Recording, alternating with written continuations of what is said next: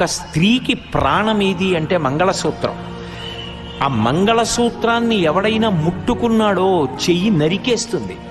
అటువంటి అమ్మ బిడ్డణ్ణి కని ఆమె స్తన్యమిచ్చి బిడ్డణ్ణి పోషిస్తుంటే వీడు అమ్మ పాలు తాగుతూ అమ్మ మెడలో మంగళసూత్రాన్ని చేత్తో పట్టుకుంటాడు. అయినా సరే నా బిడ్డడు అన్న భావనతో పువ్వుల పొట్లం లాంటి ఆ చేతిని విప్పి ముద్దు పెట్టుకుని విడిచిపెట్టేస్తుంది. ఏ గుండెలలోంచి స్రవించిన పాలు తాగుతున్నాడో ఆ గుండెల్ని కాలు పెట్టి తంతాడు. అరికాలు ముద్దు పెట్టుకుని క్షమించేస్తుంది తప్ప నా గుండెల మీద తన్నిన కృతజ్ఞుడా అని ఆ కాలు విరవదు.